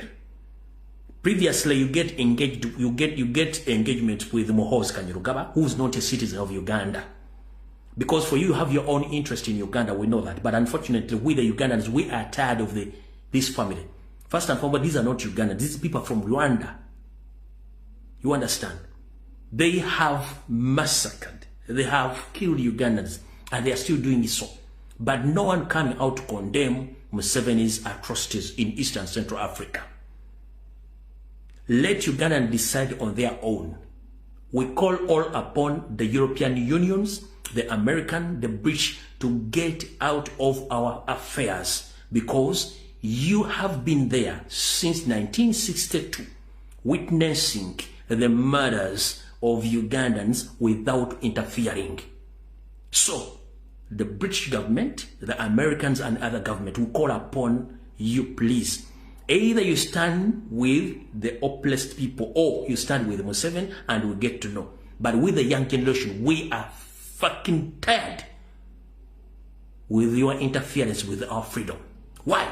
Because the situation is getting worse every day. That's why so many Ugandans, they approach your embassies seeking for visas to leave that country.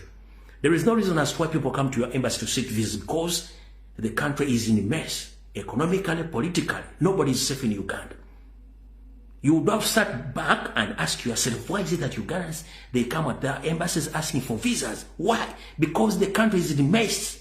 But you are busy dealing with the man who has massacred almost 5 million people in East Africa. That is Uganda, Rwanda, Congo, Somalia, South Sudan, recently in Tanzania. But no one has come out to condemn Museveni's acts.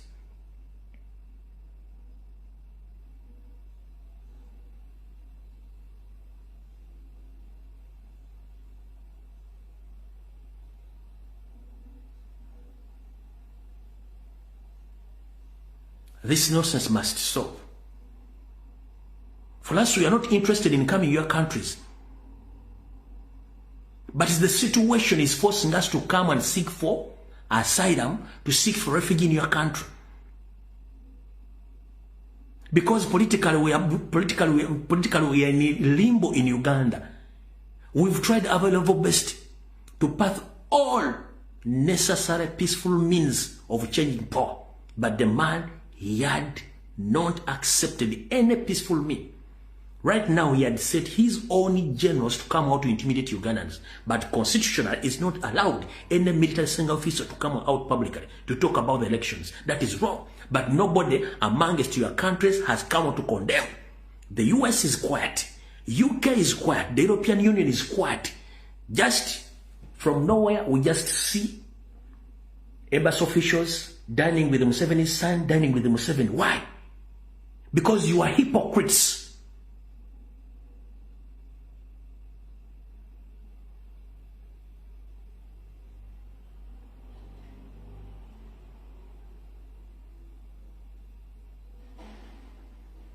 You take billions from Ugandans who seek visas from your country, from your embassies. But I thought that one time we'll sit back and ask yourself, why is it that so many Ugandans are approaching your embassies asking for visas?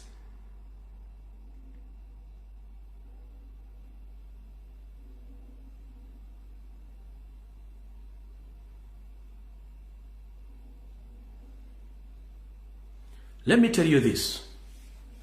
You, the so-called colonialists, Europeans and Americans. In 1994,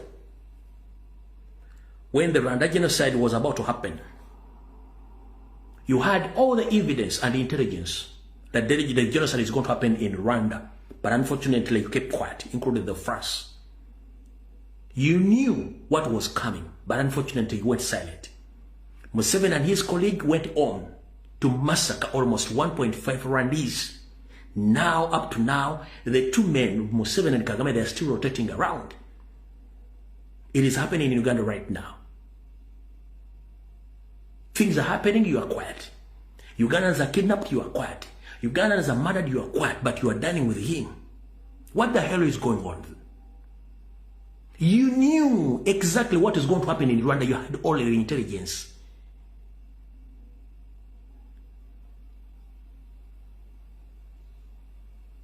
You have all the evidence of what happened in 1980 in Luwelo War Triangle. Almost 1.5 Baganda were massacred by Museveni himself.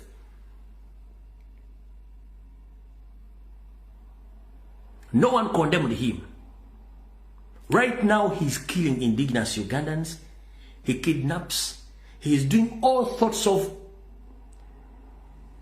kidnaps, killings, massacre, corruption, but nobody's coming out to condemn Museveni. That is wrong. Whoever come out to condemn, you blacklist him or her. That is wrong. The all African people you see in your countries, they are not interested in being your country. No. They are just there for survival or for surviving, because back home where they come from, they are doing badly. economically, politically. No one is safe in Africa.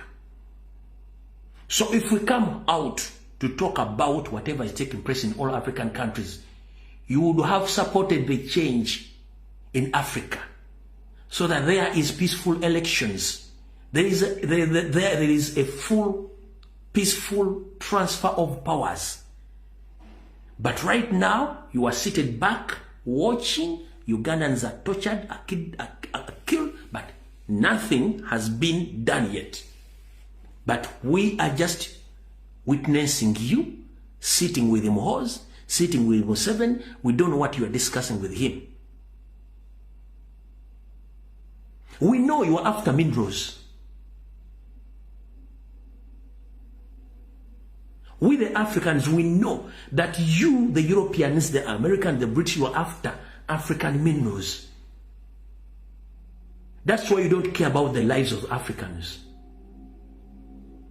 Without African minerals, Europe, Americans, and the British, all their economy will collapse. That's why they keep on funding dictators. But for us, we the Africans, we are not more interested in coming to your countries. No. Because we know what is there. Africans, we are better in Africa when Africa is safe. When Africa is not safe, the whole world is not safe. It's high time you care about Africa. If Africa is safe, the entire world is safe. Is Africa, when Africa is not safe, nobody is safe. The flow of refugees in Europe, in America, is the symbol which shows that Africa is not safe. We have enough mineral resources which can take all the entire continent Africa to get above their people. But unfortunately, we are misled by the leaders, most especially the dictators. So we call upon the superpower countries, please, before it's too late.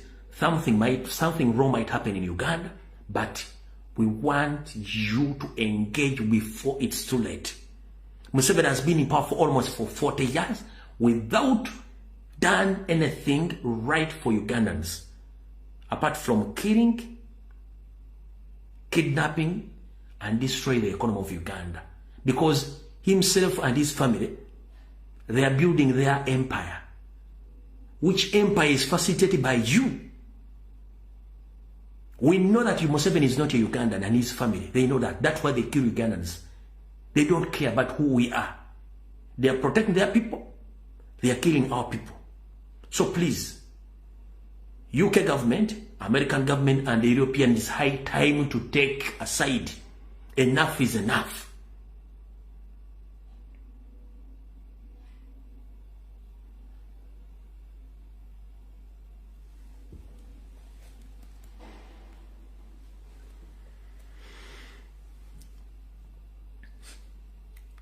Message njagadde bagiwulire bagitegeere. Njagala mpisewo baka buno era mumpulirize bulungi nnyo, njera mbokootinge bulungi nnyo. Tewali baana kye boogera ku mutimbagano kuno kitaliiyo. Buli kimu kituufu. Just okiwabudde ne kirabika oba ne bakikweka.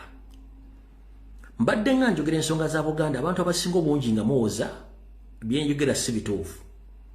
Ne mujja bitegeera. Wiiki eno Kawichi abadde South Africa nga anoonye luwalo.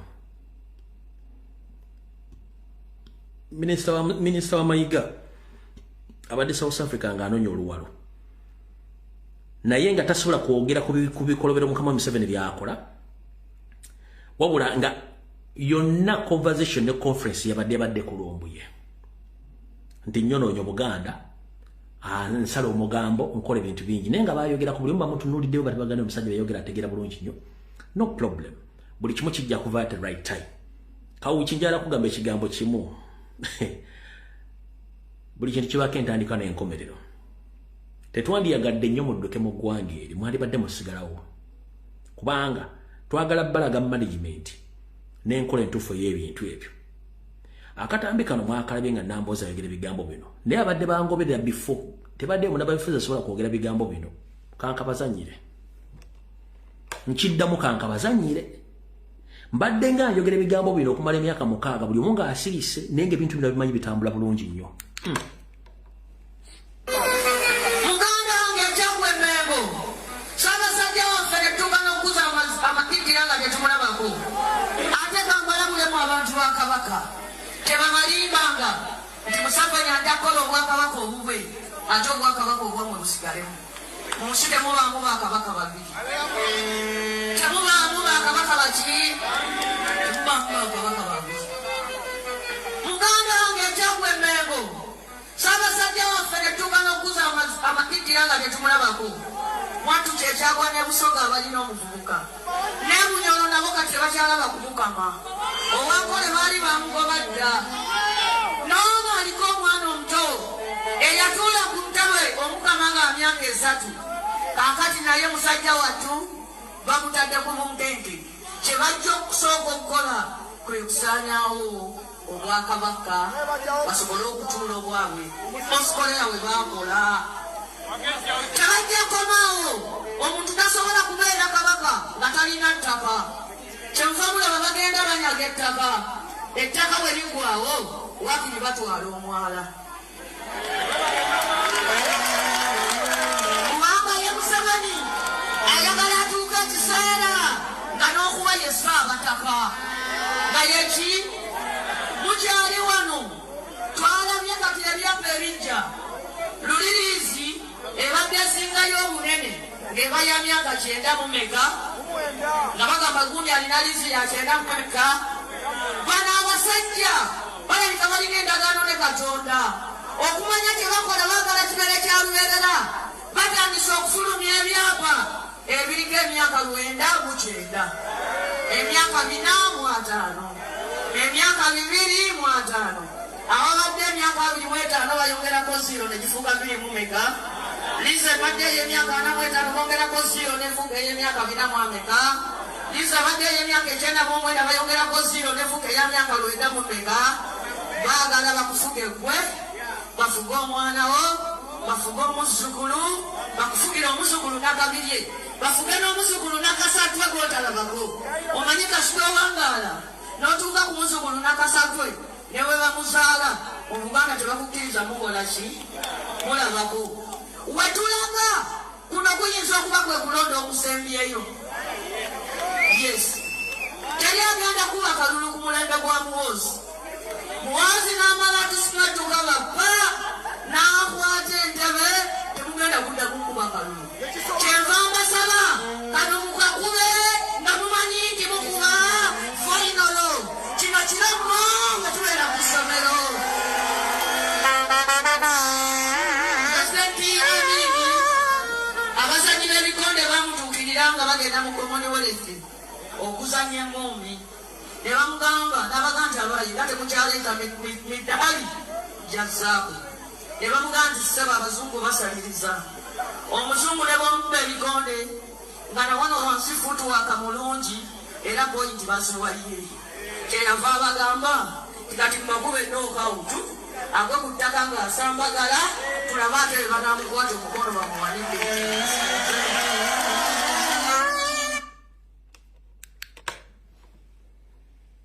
Wakambo mbadde njogera kimpoze emyaka 6 mbadde njogera ki emyaka 6 mabega muganda wange Rwanda yalina obwakabaka bwalagala oddawa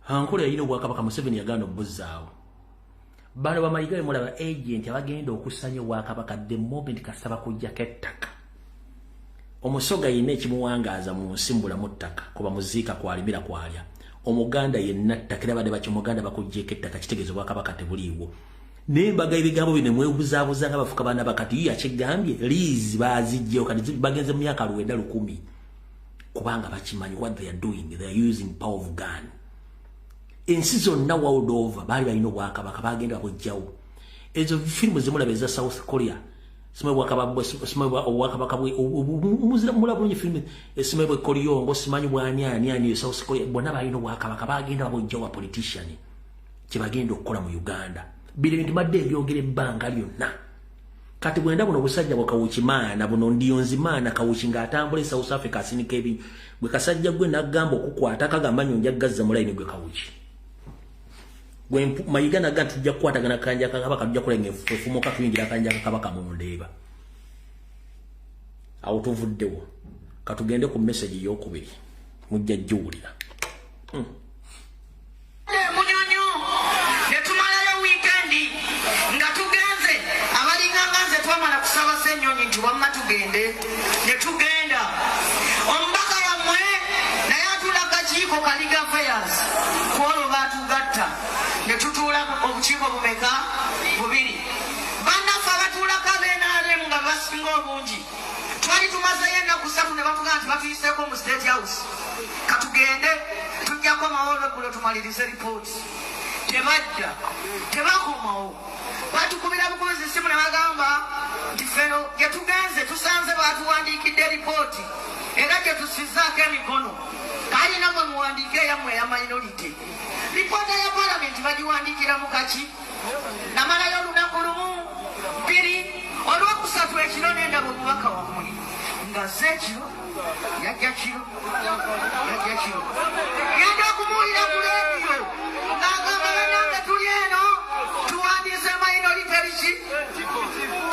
minority report netubuusa ogiwandiikiddewa ffe nga tulina pulaani nga tugamba nti katuzire olukiiko olwo kubanga bw'owandiika minority report ng'omanyi muli batono oba owerekedde bali bo bayise ekyabwe naye nga balaze nti wabaddewo okuteesa okw'amazima mwe ne babawangula buki ffe ne tugamba tetujja kukola ki tetujja kuyingirayo ensi yonaffe emanye nti ekyo kyali kyaki munaffe ngaga nti yalinaki alina lipoota era kakati bagenda ne batulangira nti etteeka lyayita bulungi kubanga waliwo abalina majority report ate n'abalina ka lipoota akaki akalulu koona okubanga 15 January kekanaaleka abasibe abo mu mbeera eyo oba kekanaabasumulula engera nga 16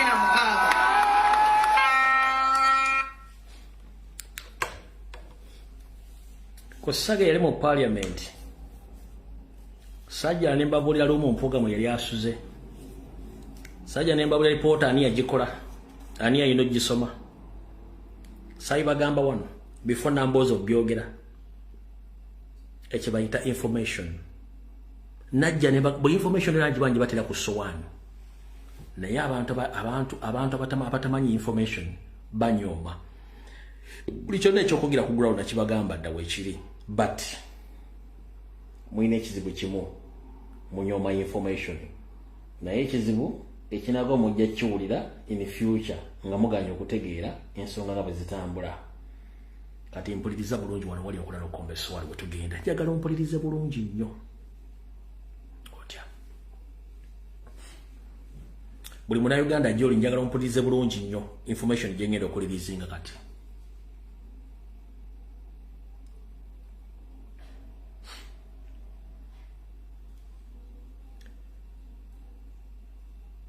bwe tutasituka ku mulundi guno mu ngeri yonna gye tuba tusituse eba game over bwe tutasituka mu ngeri yonna eba game over lwaki kino nkiddamu ojja kumenyeka omutima nga ne gobadde oyita munnayuganda avudde akugambye mwali mwebase ffe tetwali bannayuganda tuli banyarwanda eggwanga tuli tutte ojja kumenyeka omutima nga yamaze okwevula bazze ku ngulu ng'eggwanga bali tutte ng'ofuuse slave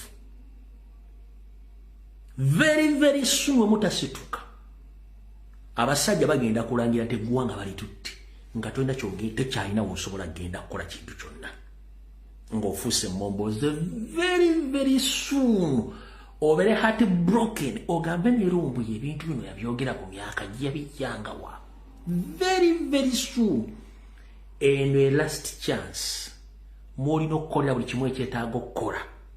Sooka weebuuze lwaki Museveni abantu bonna be yava nabo mu nsiko bonna yabatta n'alekawo ng'asonze ku mutabani we.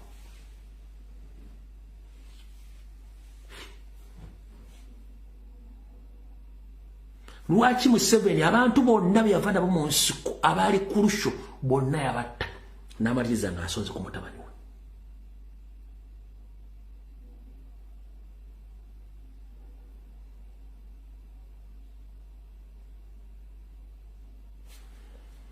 Basetinze economy yaabwe.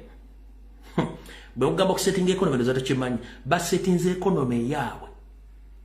Be bali mu business, be bali mu revenue, be bali mu bank, be bali mu education, be bali mu embassy z'enjawulo, be bali mu magye, be bali mu police, be bali mu prison, be bali buli wamu. Okitegedde bulungi nnyo. Kati banga be bali buli wamu kitegeeza amaazi okusetinga. Parliament almost bwe tutalwana this time around egenda kuba eoccupoyingiddwa 65% nga Banyarwanda bonna nenga amanya gachina Uganda. Nkiddamu bwe tutalwana Parliament ejja egenda kuba 65 nga eoccupoyingiddwa Banyarwanda nenga Basoga manya, Baganda manya, Banyoro manya, Batolo manya, Balugwala manya. 65% kijja kunze. Bajja kuba balina right eyisa resolution bill ezijjawo buli kimu kyonna. Bino mujja bijjayo. Bwe bafuna 65% of their origin be baasikuliza mu Uganda 60 katugende abaka 1500 mwasa tumbatano nga balina kabaka 10,000 abalina kabaka balina kabaka 1300 bonna nga Banyarwanda bagenda kukozesa chance okuyisa buli kimu kyonna ekyetaagisa. Ojja kuba tolina ky'osobola kukola.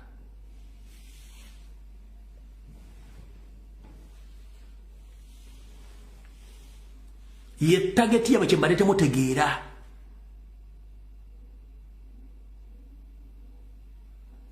Ye target yamwe kyembadde temutategeera. Tubagambe bidemu eno si tribal statement. No, this is a reality.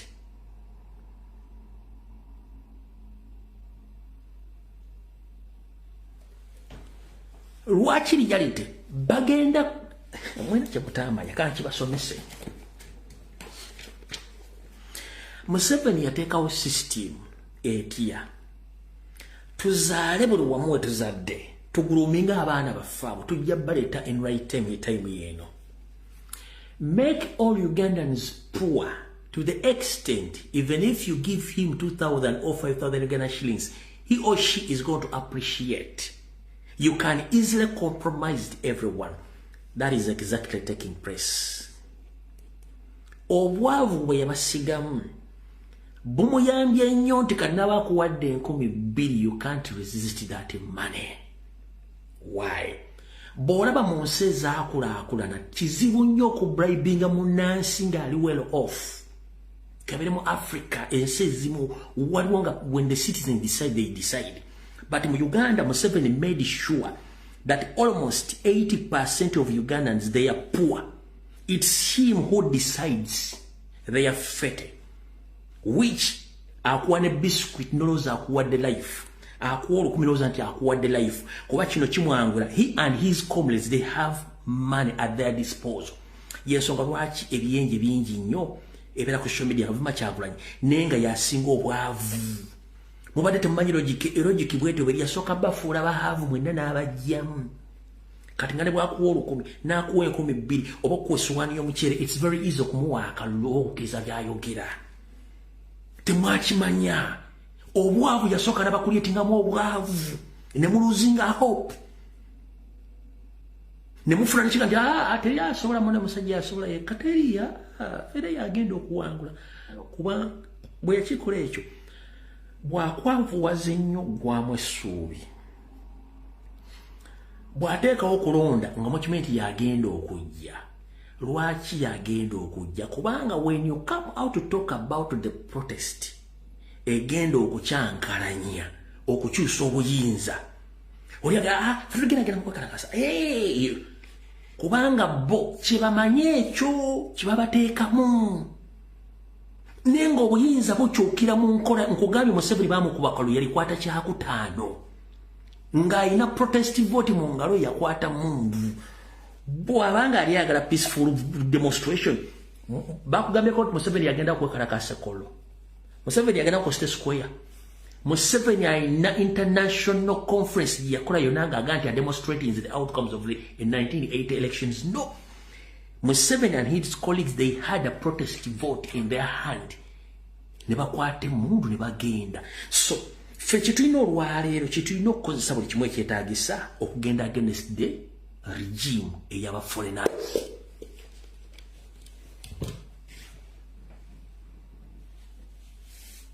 Gomuntu wakwera biscuit owenusu 10 n'ogamba musajja azadde musaasire kyakulanya lwaki mpulira amawulire agava mu Bunyule eyo Nabbanja alina ssente at his own disposal. Nabbanja Kashayija basasudde buli muntu yenna asaana okusasula mbavuddemu. Such mentality nga goba kusasula million 2 million turnover. Which country is this? Saasira Kyagulanyi. Saasira Kyagulanyi Musaasire is leading the poor people who lost hope. So they are very easy to be compromised. Okujjako abatono abasigadde.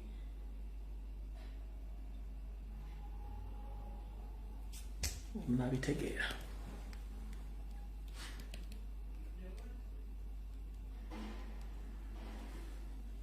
Kankuteereko wano katono nnyo owulire. Katono nnyo owulire.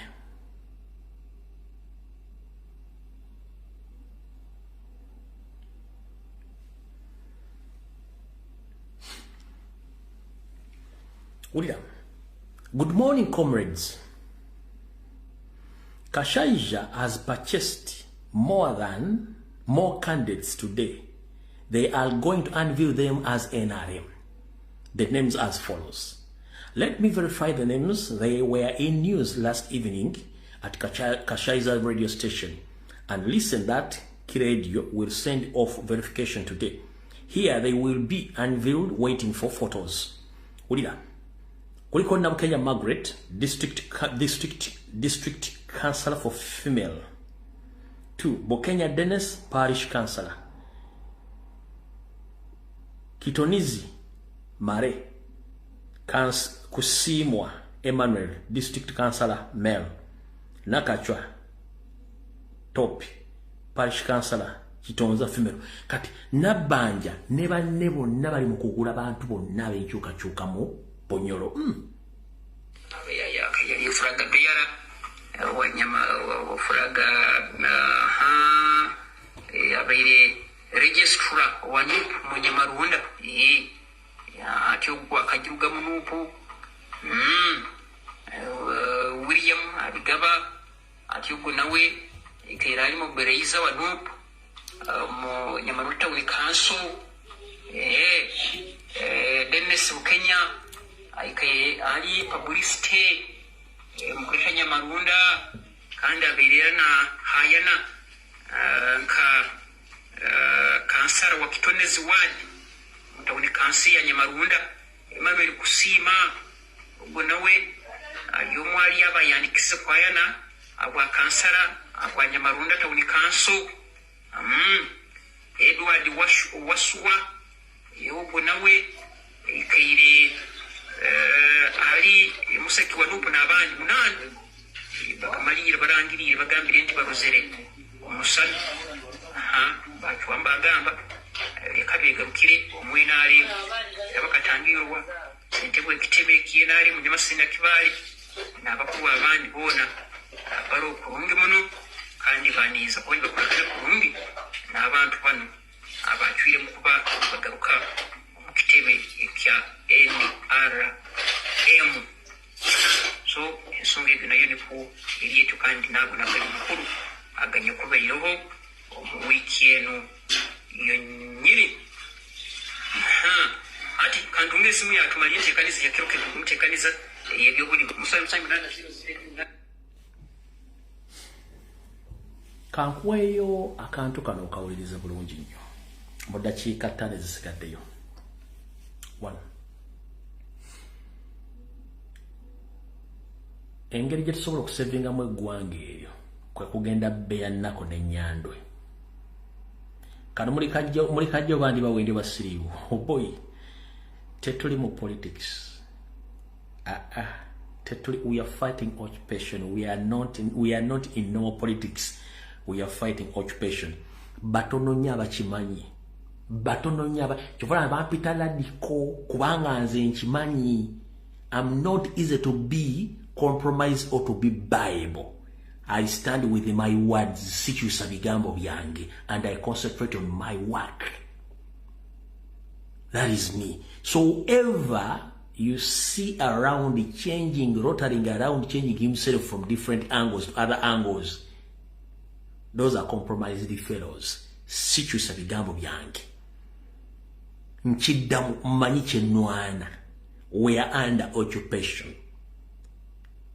You know the occupiers who want to occupy that country via silly, bogus tactics. Bana Uganda zabatasobola kulaba.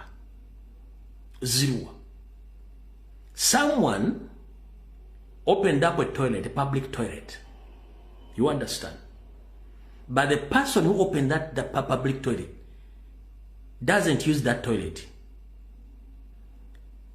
He is himself in the bush.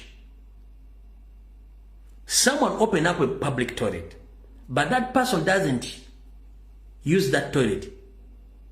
He eases himself in the bush. But for you, who comes around to use that toilet, you don't ask yourself that why that person who opened that toilet doesn't use that toilet, he goes in the bush again. So when you come out to complain that, no, something is wrong, when you start asking questions that the person who opened this toilet doesn't use that toilet, when you start looking for answer, someone will come out to fight you that why are you asking questions? When you go somewhere else to ease yourself in the bush, they will start fighting you that they construct that toilet for you. Why are you easing yourself in the bush? That start asking yourself, why are those people fighting you to stay in that, to use that toilet? That means something wrong in that toilet. So your system in Uganda, which system abantu basinga obungi mutategeera. Ku kyalo omuntu yagulawo kaabuyonjo, yetapapa mu kaabuyonjo eyo, yasigala yeyambira mu nsiko. Kati bw'otandika okwebuuza naye oni bana batugulawo toyire bwe tebagiyambira mu lwaki ate bwe bagiyambira mu nsiko. Bw'otandika okwebuuza batandika lwaki weebuusabuusa nti abantu bw'otandika okwebuuza lwaki abagigwa tebagiyambisa wajjaga nti ate kati gw'obuuza ngaani gwegenda bugenzi mu ttooyi weyamba ogende. Kati bw'ogenda ate okwonawo okweyambisaako mu nsiko nga baga omulaba kati yavudde ku mulaba gugenda mu kaabuyonjo. Lwaki ava mu kaabuyonjo baatuzimbira naye nga yagizimba pama mu nsiko? Ye system eri mu Uganda nti bw'ojja n'oyogera facts and reality nga bajja bakulumba nga bayomba n'ombuuza oyomba ki ekitakwatako. That means bw'oyomba kiba kitegeeza nti oyina gwe ekintu ekikuyombesa ky'oyagala abantu baleme kutegeera.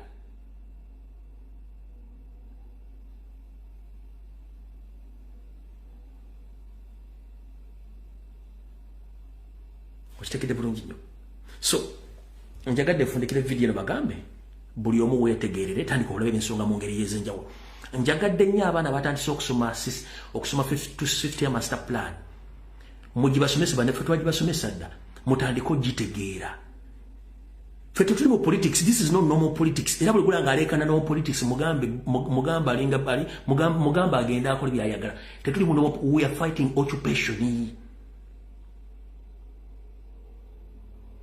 Ffe tubagenda tukozesamu eyo sisitimu yaabwe tugimanyi tetugenda gigendamu sisimu gye tulwanyisa tugimanyi. Yensobola kibatta, bawamba, bakola ki? Bayina kye bakiipinga ku lwabwe gwe ky'otamanyi. Lwaki bakutta, lwaki bakuwamba? Mukama bankomere video wedde.